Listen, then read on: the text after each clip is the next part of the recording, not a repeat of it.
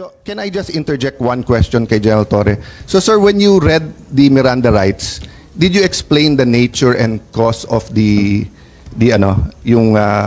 crime that he's being accused of? Yes, sir, it is on record and caught on video, sir. Yeah, sorry about I don't know lang kasi about the record, so I'm not doubting you. Yes, sir. Ang napanood ko lang kasi yung standard Miranda rights that Yes, sir. you have. So, how did you read to him yung nature and cause? It's sa warrant or you... Yes, sir. I read it from the warrant, sir. It From was the warrant. extracted from the warrant by the DOJ. So you read to him the warrant. Around Yes, what time po yun? More or less. Mga around before lunchtime, sir. So nung hinuli mo pa lang, binasa nyo na sa kanya yung warrant? When Kasi yung nakita namin video, sir, sa airport, the wife of former ES Miguel Dia was asking nga, di ba? And Ma'am Hanilet was also asking. At sinabi nyo, I don't know what you answered, but basically hindi nyo pa pinakita yung warrant nun, di ba? Yung mga video na yun, sir, gabi na yun, sir. Tapos na lahat na yun, sir. Paulit-ulit na lang, inuulit-ulit No, what I was saying is that ang nakita kong video, yung Yes. palabas pa lang sila, and you were informing him naman na meron warrant, di ba? Palabas sa tube, sir. Sa tube, oo. Nung palabas sa tube, sir, when the party of the former president is going out of the tube, doon, sir, sa mismong junction ng tube at sa yung moving junction, sir, ng tube, he was already met by PG, who attempted to read him his rights. Okay. And they said, wag na, pababain natin ang tension, doon na lang sa 250th. Okay, so they attempted wing, to sir. read him his right, and dala nila yung warrant nun, hindi pa? Yes, sir. Dala na, sir. Dala na nila? They will not So yung go out of issue the na plane. walang dala, that's not true kasi dala nila? Hindi sila lalabas sa plane, sir. Yun ang condition nila. Hindi kami lalabas sa plane pag wala yung warrant. And So it was nandun shown yung to them. warrant. Okay. Yes, sir. So did you or any of the people who were serving the warrant explain to him the elements of the crime? Yes, sir. The whole warrant was actually given to them. So just because it's simple naman, what are the elements of the crime against humanity na may murder? If you explain to him, then you can explain to me, di ba? So what's the elements? During that time, sir, it was not me who attempted the reading of the rights. Yeah. It was the prosecutor general. Yes, sir. But sabi mo, you know the elements of the I crime. read to him in toto what was written Yes. on the warrant, sir. I read the warrant. Wala doon yung elements of the crime. We did not say that I know the elements, sir. I just Yes. read to him exactly So- the charges in accordance with what is written in the Yes, sir. warrant. I'm not arguing on the opinion and the legal kasi ito factual pa lang. But my point is, when you arrest a Filipino citizen for theft, for inciting to sedition, etc., meron po tayong legal maxim that ignorance of the law is not an excuse thereof. So, we are, as Filipino citizens, dapat alam natin yung law, di ba? So, pag inarrest mo yung isang tao, ano yan, bagransya. Sandali lang, sir. Na-repeal na yung bagransya, hindi na bata, ano yan. But, I'm arresting you for what? For theft. You don't need to read the elements because alam na ng Pilipino yung nature and yung cause nung theft. But since this is a foreign court, and it's not even in the Rome Statute, yung elements, it was passed later on. So ang point ko, was the accused, in this case former president, aware of what he was being accused of? So I'll stop there, sir. Factual lang naman, and I take your answer that it was the warrant was there, it was read to him, and there were different... I won't go to them now. I'm just making the point that even if you serve the warrant, kung hindi niya alam at hindi alam ng lawyer niya, how do you expect him to run to court to get legal remedy? So, going back, Attorney Alexis, sir, so is the ability to seek legal remedy part of due process? Meaning, if you deny me, if you're accusing me of something, my warrant of arrest, and you don't allow me to go to Philippine courts, is that denying you due process? Absolutely, Your Honor. Without casting any aspersion on the character or competence of the officials involved. Yeah, I'm asking In a the- general question. I think the question SOJ that naman is posed, yes. listening and they will answer. So, going back to surrender. So, if my foreign court ngayon, I look, I have it somewhere here, pasensya na kayo magulo. Senator Trillanes was saying in May 2024 na 3 batches of warrants to. First daw is si PRD, after that daw Senator Bato, Senator Bongo, etc. And then sa third batch, military and police officials. So I agree with Senator Bongo na wala na tayong magagawa in the sense na nandyan na si PRD. But I disagree na hindi importante itong hearing kasi kung may second, third, fourth batch pa yung warrants, it's important. And take note tama po ba ako, during the time that the Marawi uprising or the Marawi siege, Secretary Anyo, we were still under ICC noon, no? Kasi that was tama po, di ba? When we were in Russia. So you know, if a terrorist who survived goes to the ICC and shows them pictures of 19 women or children that were died and comes up with a witness and tells them, alam nyo, from President Duterte to Sec Anyo to the Chief of Staff to ganito, they planned this, they killed this ganito. It may be not true, it may be totally false. So if the ICC issues a warrant here, I want to make sure that every officer of the AFP has his day in court before they're sent to Hague. So valid itong hearing na to. As I said, may emotions lang, and you know, let's excuse all of ourselves kung minsan may konting emotion, but we just want to clarify this. So yun yung context ng tanong ko, Tony Alexis, no? So kung halimbawa may warrant for whatever for Juan de la Cruz, kinuha siya based on that warrant, pero hindi siya binigyan ng enough time or enough opportunity before a Philippine judge, aren't we denying him due process? Because pagdating dun sa foreign court, as SOJ said correctly, and I agree with him, iba language, iba procedure, and everything. So isn't a Filipino citizen, doesn't he have the right under the Constitution to be judged first by Philippine law before he's brought out to a foreign country or to an international tribunal to face what their interpretation of the law is? If I may answer, Yes. Your Honor, if you look at the consistent policy of the Constitution, when there is a deprivation of liberty, the consistent policy of the Constitution is to involve the judiciary. The exclusion, complete exclusion of the judiciary in the deprivation of liberty of any citizen is anathema to the principles of the Constitution. And you can see that in the different provisions of the Constitution. You can see that in the requirements for the warrant of arrest, due process, liberty of abode, criminal proceeding, criminal due process, even in the period when the privilege of the writ of habeas corpus is suspended, the Constitution mandates the government to file charges against the person. So, last two always. Yeah. Sorry to interrupt. Constitution- Yeah. yeah. Last Thank two you po. questions or three, then opportunity for SOJ. No? So, yung pong, nagugulat ako kasi even those who claim to be human rights activists, pinopost nila to sa Facebook. Again, hindi ko nila lahat. I admire many human rights activists, but even some na very well known, no? If I'm not mistaken, even former Senator De Lima, more or less may ganitong tema. Bakit? Si Duterte ba may alam na due process nung pinatay silang mga to?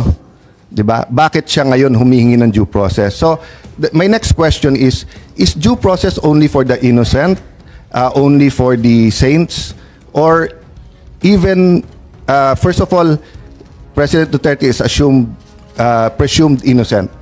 But assuming 5 times na convicted drug lord, rapist, torturer, etc., nahuli ng PNP, under our Constitution, dapat ba may due process pa rin siya? Yes, Your Honor, if you look at the text of the Constitution, there are no names that are excluded from its application. So even if a person, whether he's a private citizen or government, is accused of not giving due process, that's the beauty of the Constitution, di ba? Opo. That everyone should be given due process. Opo. Oo. So I just want to make that clear kasi nga, sabi ni Secretary De Lima, walang due process sa kanya. But if you go before that, nung iniimbestigahan pa lang niya si President Duterte when she was CHR and she was DOJ, wala naman siyang final na kaso. So sabi naman ni President Duterte nung mayor pa lang siya, wala akong due process. Sinasabi na niya na guilty ako. So nung siya naman yung naging presidente, eto naman nakulong, ang sinasabi naman niyang walang due process si Duterte. So ang point ko lang, if we as Filipinos do not demand due process for everyone, DOJ and the government is not saying that they denied, but I'm just saying, no, mali yung argument sa Facebook na pag ikaw hindi mo binigyan ng due process yung kalaban, ikaw hindi ka na pwedeng kumuha ng due process. Iba po yun. Meron doctrine sa batas that those to come to court should come with clean hands. That's a different application.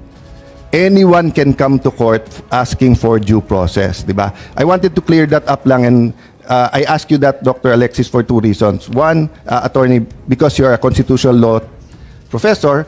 Number two, if I ask SOJ, baka ispin nung iba and they tell na meron o wala si Duterte. I'm not talking about Duterte, I'm talking about every single Filipino deserves due process. Okay. My next question is, will the Interpol, or I don't want you to make a judgment sa Interpol, no? If any foreign entity, no, comes to us and asks for an arrest, is it non-cooperation with them if we say, may provisional arrest, we have him in custody, but a Philippine judge has to decide whether or not we can turn him over to you? If I may, Your Honor, international conventions actually respect compliance with the domestic laws. Even the Rome Statute, in the cooperation, the requirement is application of the laws of the country, of the custodial state. So it's up to the custodial state how to comply. There is no issue that we should comply with all these international obligations. That's not the dispute. The dispute is how to comply. And the manner of compliance is governed primarily, of course, by the Constitution, the highest law of the land. And that's precisely why the diffusion notice stated provisional arrest or extradition, because so this is the parallelism of what I want to make. If the ICC knows na pwedeng provisional arrest or pwedeng extradition, they give it sa Interpol, hindi naman magagalit ang Interpol kung nagbigay silang red notice at ang sagot mo sa Interpol, we have him under custody but we cannot release him to you unless a Philippine court so orders, or unless we give him enough time to seek legal remedy. Because of course, if the person doesn't seek legal remedy, para na rin niyang sinurrender. Because the whole argument is that we're just helping Interpol. So I just wanted to clear that up. And again, ang hirap ng Facebook o media interview kasi hindi nakakasagot yung kabilang side. Eto, we can, I'll stop there, Madam Chair. So the point I want to make, and this is my personal stand, and I hope in a less emotional and more academic setting also, Mr. Secretaries, we can determine that, because part of life, liberty, and ano ba yung ginamit natin? Iba kasi yung sa US, di ba? Sila may pursuit of happiness. Tayo, life, liberty, and property is the peace of mind. Di ba? The peace of mind na dito, at least sa bansa ko, siyempre, hindi mo kontrolado kriminal. Diyan pumapasok, Sir Marbil, yung peace and order, assurance, etc. But at least alam ko, hindi ako pwedeng biglang arestuhin dito tapos i-try wherever, di ba? Pero kung in doubt yon, di ba? So, for example, feel free to judge Senator Bato, but I made the same statement as the Senate President that if he's in the Senate, even if beyond 6 years yung kakasuhan sa kanya, kung hindi pa nagde-decide ang Supreme Court what constitutes surrender, etc., and he seeks legal remedy, we should give, under reasonable circumstances, sanctuary to him. We did that sa sa Batasan 5. I mean, I've never be pro, hindi ko na alam kung anong word ang gagamitin kasi baka sabihin red tagging, di ba? But the progressive left or whatever, di ba? During the time of President Gloria Macapagal-Arroyo, we were together, Secretary, di ba, na we weren't looking at their ideology, we weren't looking at guilty ba sila o hindi, we were looking at the institution and the, what you call this, the balancing ba, na pag medyo sigurado na, na legal yung pag-arrest, etc., tayo mismo kumakausap sa kanila na lumabas na kayo dito. I think that's what happened with Senator De Lima. No? I'll stop there. Napakaraming issues. Mamaya pa na factual ang tanong ko. But, Madam Chair, if we can give the DOJ an opportunity to respond. Thank you very much, Attorney. If you allow me, thank you very much, Attorney Medina. Thank you very much, Senator Cayetano. Before we go back to Secretary Remulla, if you will allow me, I have someone online, and given the difference in time, I'd appreciate inviting her. We'd like to recognize the Vice President, Sara Duterte, please, online. Given the difference in time. Senator Amy. Yes, maraming salamat. At kung pwedeng ipaliwanag lamang ng ating Vice Presidente, kung bakit sinasabi ninyo na kidnapping or extraordinary rendition ang sinasabi. At gusto rin natin malaman yung tungkol sa warrant. Kayo na lang ang mag-umpisa. Salamat. Opo, Senator Amy, may I be allowed to read the statement? Yes, please. Please do so. Okay, thank you. Apo. Mga kababayan, on March 11, 2025, former President Rodrigo Roa Duterte was forcibly taken by the Philippine National Police upon his arrival at the Ninoy Aquino International Airport. He was brought to Villamor Air Base, a military air base, detained for nearly 12 hours, and then flown out of the country on a private jet to The Hague, all allegedly because of a warrant issued by the International Criminal Court. This was patently an illegal arrest. This constitutes extraordinary rendition. A Filipino citizen, a former president, was taken into custody without a valid warrant issued by a Philippine court, without due process, and without any legal basis under our laws. The Constitution is clear. Section 2, Article 3 of our Constitution explicitly states, "The right of the people to be secure in their persons, houses, papers, and effects against unreasonable searches and seizures of whatever nature or for any purpose shall be inviolable, and no search warrant or warrant of arrest shall issue except upon probable cause to be determined personally by the judge after examination under oath or affirmation of the complainant and the witnesses he may produce, and particularly describing the place to be searched and the persons or things to be seized." This means that for an arrest to be lawful, it must be carried out pursuant to a warrant issued by a Filipino judge of a Philippine court. Nasaan po ang warrant of arrest na inisyu ng hukuman ng Pilipinas? Wala.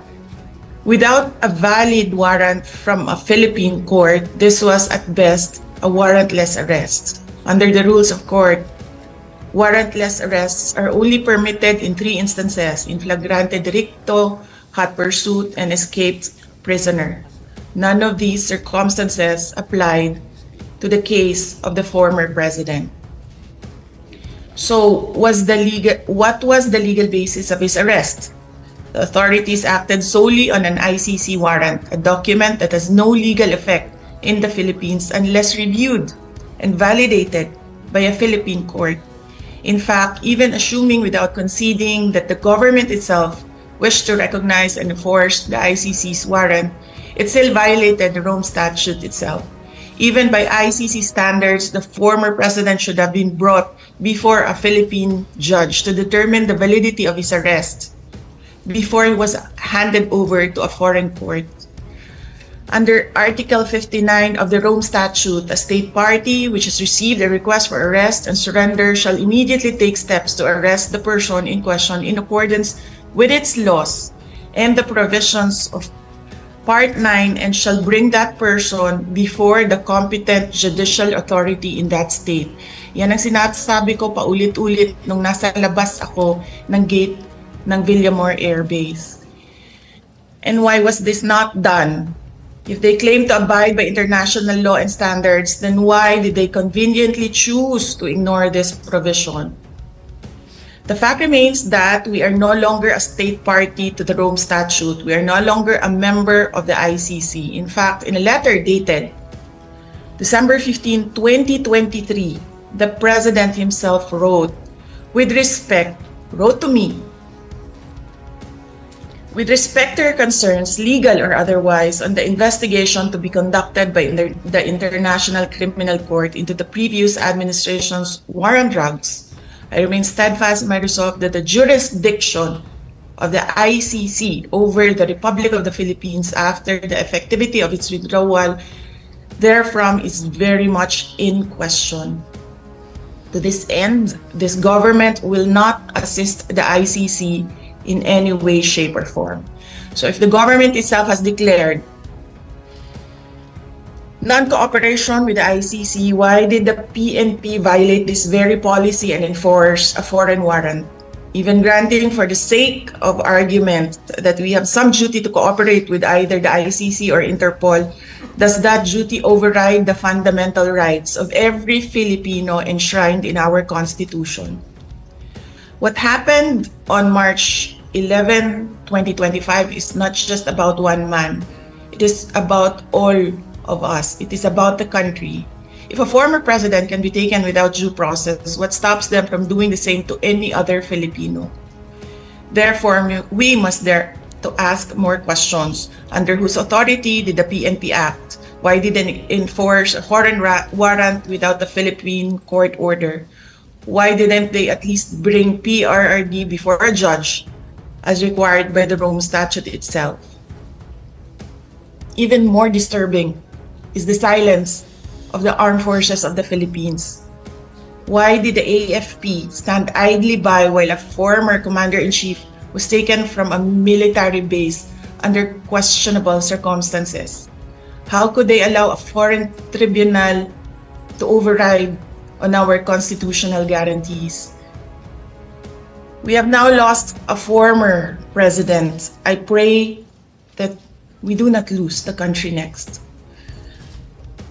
Your Honor, Senators Cayetano and Marcos and other senators present, alam naman natin lahat at alam nila na mali ang ginawa nila. Ginawa nila yon just to demolish political opponents. This is all about politics. The administration is using government resources, the ICC, to demolish the opposition. Wala na tayong argument. Mali ang ginawa. Ang tanong ngayon, ano ang gagawin natin para maibalik ang dating Pangulo sa Pilipinas? Kasi nag-iisa ako ngayon dito na gumagawa ng paraan para maibalik ang ating dating Pangulo sa ating bayan. Thank you. Maraming salamat sa ating Vice Presidente at hindi kayo nag-iisa. Lahat tayo ay naghahanap ng solusyon sa napakakomplikadong pangyayari. Ano sa palagay mo yung nakita ninyong ICC warrant? Kailan ba ipinakita? May sinabi si Counsel o Attorney Medialdea na hindi daw pinakita kay Pangulo Duterte hanggang sa kahuli-hulihan at redacted form pa daw. Tama po ba yun? Yes, Honorable Senator Marcos, ang nangyari kasi, merong ICC warrant. It was diffused to Interpol. It was given to Philippine authorities. Hindi siya nagkaroon ng red notice. Kaya yung ibang bansa, hindi nila alam. Wala silang notice na merong ganong warrant. Ang nangyari, ICC, Interpol binigay sa Philippine authorities. And the Philippine authorities or the Philippine National Police, in-implement nila yung warrant diretso doon sa akusado, hindi nila dinala sa korte natin dyan sa ating bansa. Tama po. At yan ang pinag-uusapan namin kanina ni Executive Director Alcantara ng Transnational Crime na ang pinadala lamang ay isang diffusion Ito ang kauna-unahang pagkakataon na ang warrant of arrest was honored by a member state. Samantalang diffusion pa lang to. Wala pang compliance review, wala pang ibinibigay sa secretariat ng Interpol, walang task force yung Interpol at walang kaalam-alam yung commissioner ng Interpol. Ang sabi nga ng Interpol, si Presidente Duterte ay hindi wanted ng Interpol. Wanted daw siya ng ICC. Pinadala lang daw sa kanila. As a matter of fact, under Article 97, Section 4 of Interpol's own rules on the processing of data, it is very clear that there are so many requirements before any action can be taken. Kung pwede, ipakita natin ang itsura ng isang diffusion versus isang red notice. Ibang-iba po yun. Ni walang red notice at yung diffusion, parang sabi nga ni VP, parang tinimbre lang sa mga kasama sa Interpol na mga miyembro. Hindi dinaan sa mismong review. So, nais natin pag-usapan at tanungin kay Executive Director. Tama po ba yun? Diffusion is something not yet verified per the articles on processing data. Tama po ba yun? Kasi yan ang rules ng Interpol, hindi po ba? Ang diffusion po ay sa Article 97 ng Rules on Processing of Data is a standardized request Tama. to arrest, detain, or restrict movement Right. of accused. Tama, pero Tama hindi pa siya verified, hindi pa siya naimbestiga, at hindi pa nailalagay bilang opisyal. Wala pang task force, Tama wala po pang yan, tama compliance po. review. Pero hindi po ibig sabihin noon na wala siyang value. Pero mismo yung Interpol, sinasabi po sa atin na first time daw na yung member state agad-agad in-acknowledge. Wala pa namang kaalam-alam. Ang mismong Interpol Secretariat, walang kamuang-muang kasi between states lang to, ICC lang at Interpol.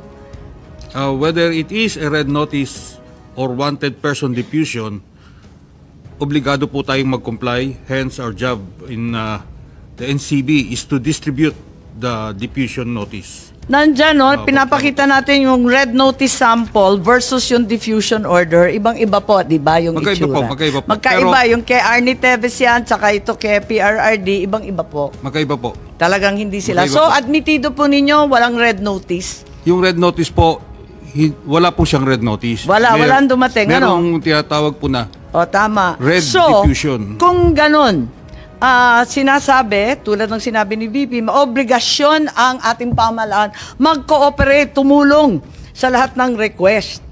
Yung request, hindi naman ang galing sa Interpol Pinapaliwanag nga ng Interpol. Hindi naman amin wanted yan. Ang sinasabi, Philippines is obliged to cooperate when in fact it came from ICC. Paulit-ulit tayo kanina sa ICC, walang jurisdiction dito sa Pilipinas. Ba't natin kinikilala? FPRRD was not wanted by Interpol. It was neither verified or approved. Hanapin mo sa buong database ng Interpol, walang lumalabas. Hanggang ngayon, it's not there. Read out the email address from the letter. Nakita mo yung letter? ICC ang nakasulat. Walang Interpol kahit sa mismong diffusion. Anong obligasyon ng Pilipinas? Kapag hindi tayo nag-comply sa isang diffusion, anong mangyayari sa atin? Hindi na tayo bahagi ng Interpol? Paparusahan tayo? May parusa po ba? Not necessarily. Hindi po ganon. Kapag diffusion, what will happen? Gaya po na nasabi ko kanina, ang diffusion po at requesting for looking for wanted persons, pareho lang po na yung red notice. Hindi po pareho yun. Ang hindi lang po siya, liwanag nito. ang pagkakaiba po niya, Kababasa mo lang ng Article 97, pambihira ka naman, Opo. sir. may pagkakaiba nga po kaya kasi nga. yung red notice has to be processed by the Pero di ba yung kay notices. Congressman Arnie Teves, red notice na. Ayan, dinadaan pa rin sa proseso ng maliit at mahirap na bansa katulad ng Timor-Leste. Ayaw pa rin nila pumayag. Dahil ang sabi nila, dadaan muna ito sa korte natin. Ngayon tayo, lumundag tayo sa diffusion. Ano bang commitment natin? Anong mangyayari sa atin? Sinabi na natin, ICC has no jurisdiction. Tapos, ICC warrant has no effect. Tama ba yun? Eh di ano ngayon yung Interpol? May obligasyon ba tayo sa Interpol? Diffusion pa lang to. Obligado po. Obligado. Bakit obligado? Anong mangyayari kung di tayo sumunod? Katulad din po yan ng mga ibang red notices na hindi natin nakukuha, but obligado rin po tayo. Ano nga mangyayari? Anong parusa? Papaluin ba tayo? Tatanggalin ba tayo sa Interpol? Iisnabi na tayo ng buong kapulisan ng buong mundo? Hindi ko po masasagot yung gagawin ng Interpol sa atin, but masasabi ko po we have to comply with both the diffusion and the red notice. You have to. We need to. At we the need risk to. of what sanction? We need to. We need to. Ayan po yung we Okay. exert our maximum effort to comply with those requests. Nakakagulat lang po dahil kasi eto nga may obligasyon daw pero diffusion lang to at sabi ng Interpol first time daw nga nila na diffusion pa lang lumundag na at inaresto na kagad. Pero parang hindi naman to biglaan kasi General Marbil may memo kayo ng March 10, di po ba? May memo kayo sa kapulisan na mag-mobilize na agad-agad. Libo-libong pulis ang pinamobilize kahit hindi pa ninyo alam na may warrant. Sabi ninyo, hindi ninyo alam Asan yung memo? Nariyan kanina, di ba? Aalala po ba ninyo yung memo na yan? But anyway, ma'am, Hindi, yung memo, tama po ba yan o mali yung binigay sa amin?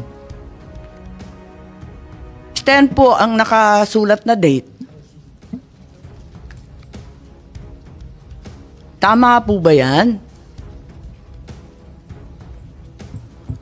ma'am, tama po yan, no? Madam Chair, no? Ang preparation namin, although sabi ko nga, narinig po namin na there will be possible na lumabas po yung warrant based on sa mga dumadating na news, it's standard procedure po ng PNP na mag-prepare po in case that's a part of our planning process. Libo-libo ang minobilize na kapulisan, gumastos ang buong pamahalaan para lamang sa isang chismis galing sa Hong Kong.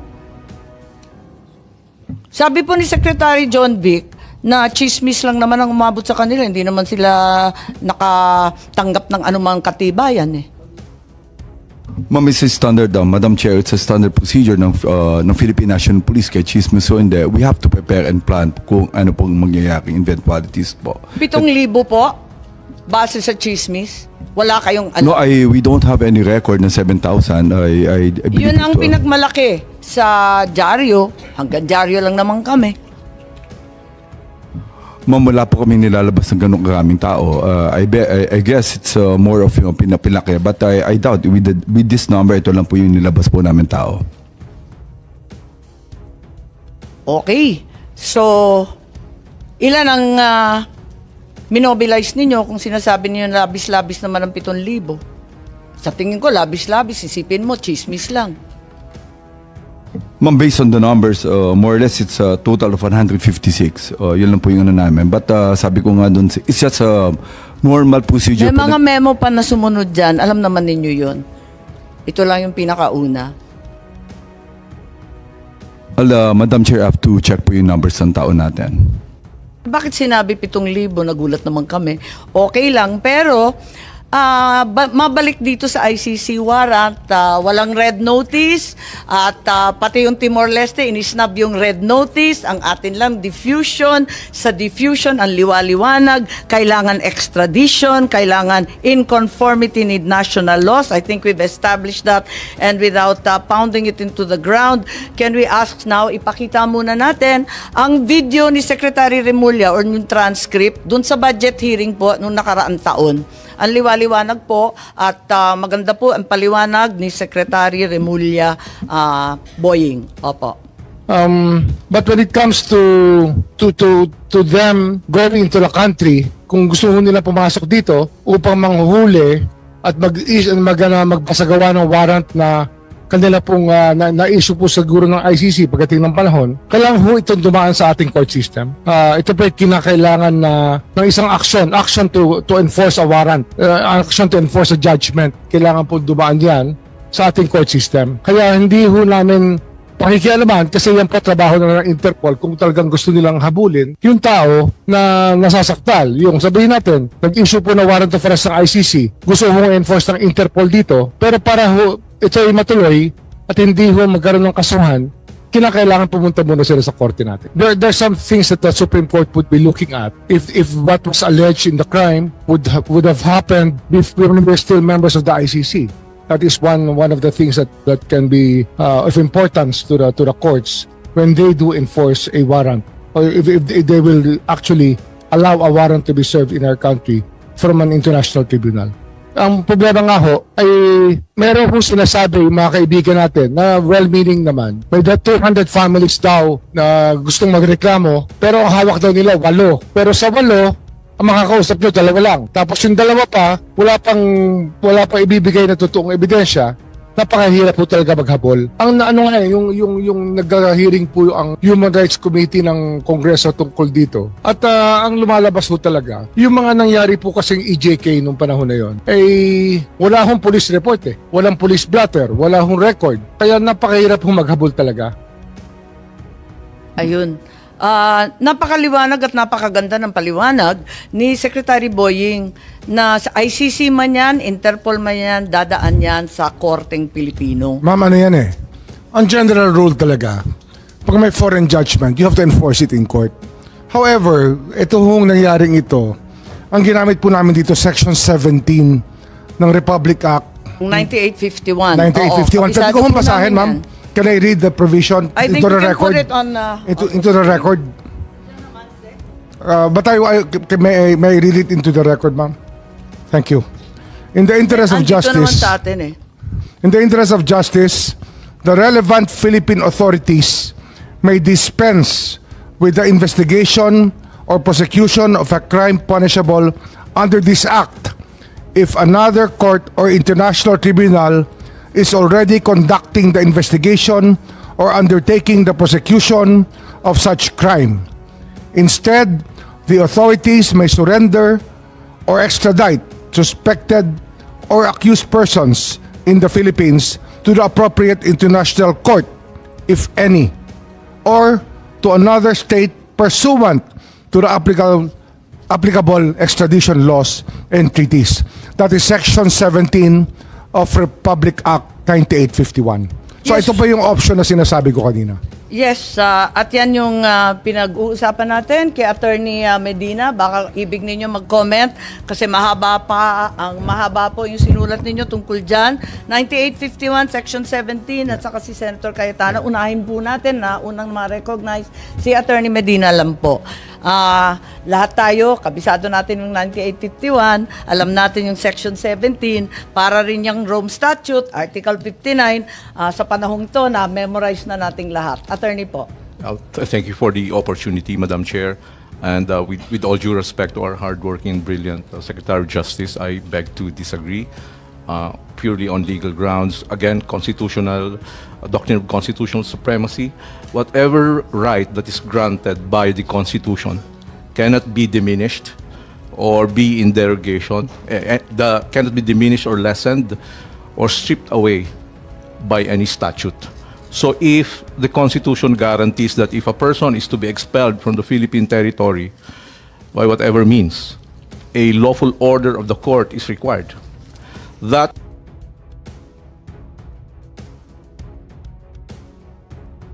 grant of the Constitution, that protection of the Constitution cannot be lessened by any statute. So that, in that case, 9851. So we have to interpret 9851 in accordance with the broad protection of the Constitution, which means that if you will surrender without judicial proceedings, that would be a violation. So there will be only a very narrow instance, there will be limited instances when surrender can be valid without judicial process. Yun lang po. Maraming salamat.